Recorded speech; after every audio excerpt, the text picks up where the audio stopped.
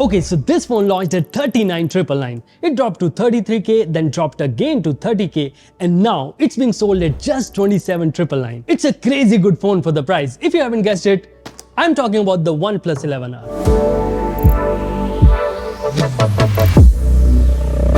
In this video, I'll tell you both the good and the bad, and will also include an actual user review to help you decide better. So let's get started. First of all, these are the key specs of this phone. Snapdragon 8 Plus Gen 1, LPDDR5X RAM, UFS 3.1 storage, nice and bright curved AMOLED display, a capable primary camera, good software support, and a decent battery with 100-watt fast charging support. See, this is the most competitive segment. You get a lot of good phones here. There's Realme GT60 with Snapdragon 7 Plus Gen 3, Poco F6 with 8s Gen 3, Poco X6 Pro with Dimensity 8300 Ultra, and Moto Edge 50 Pro with 7 Gen 3. In terms of performance, this phone doesn't win any medals, but it compares well against the competition and comes very close in benchmarks. In both Antutu and Geekbench, there's not a lot of difference compared to either Poco or Realme, but it scores better than Moto. But in CPU throttling test, 8 Plus Gen 1 throttles a bit more than others. Now, when it comes to gaming, the phone performs quite well. These are the supported gameplay settings for BGMI, COD Mobile, and Genshin. In COD Mobile, you don't get 120 FPS, but other than that, the gameplay is quite smooth in all the games. In fact, Sagnik from our team, who's daily driving this phone, is quite happy with the gaming performance on his 11R. And let me tell you this, he games a lot, like a lot. Bas karo, kaam pe lago.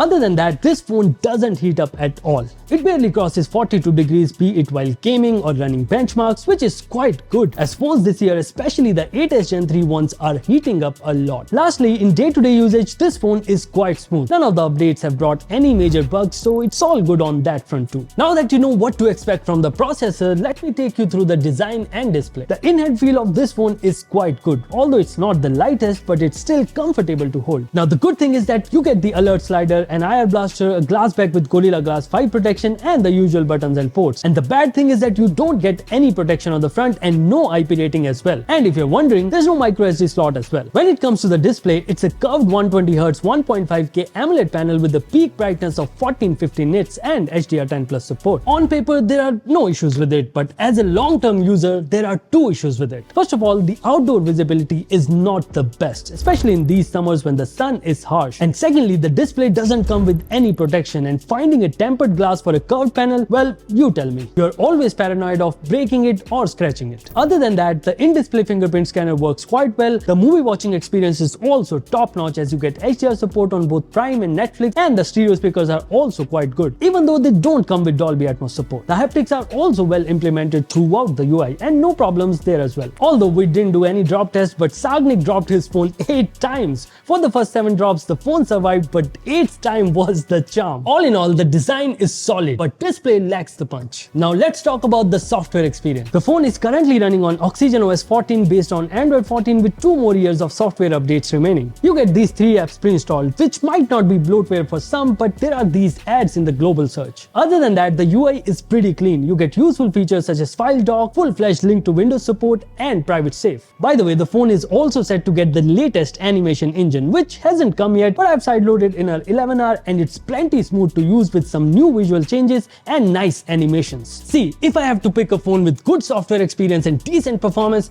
I can probably go with Moto, but the problem is slow software updates. I can also choose to go with nothing, but it's not the most powerful. So the only option that I'm left with is the OnePlus 11R.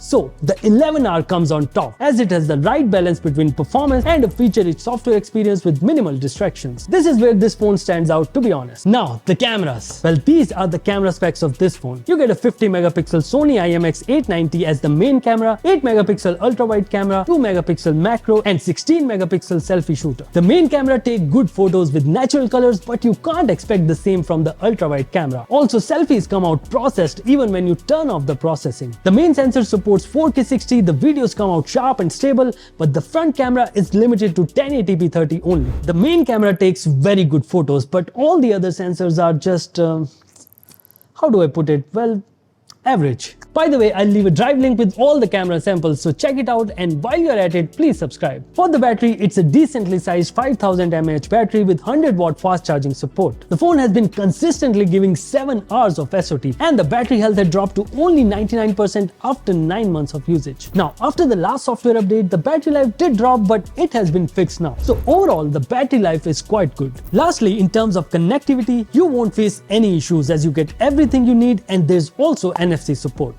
Okay, the big question, should you get this deal? Overall, OnePlus 11R is a well-balanced phone at 28K. A lot of people are looking for phones with good processor and a very good software experience, and OnePlus 11R hits the sweet spot brilliantly. Plus, the main camera sensor takes very good photos, battery lasts entire day easily, and the build quality is also solid. Yes, you do miss out on IP rating and display protection, but other than that, this phone packs everything that you need. I hope you enjoyed watching this video. If you did, press that like button, press that like button, press that like button. Thank you for watching, and I'll see you in the next one.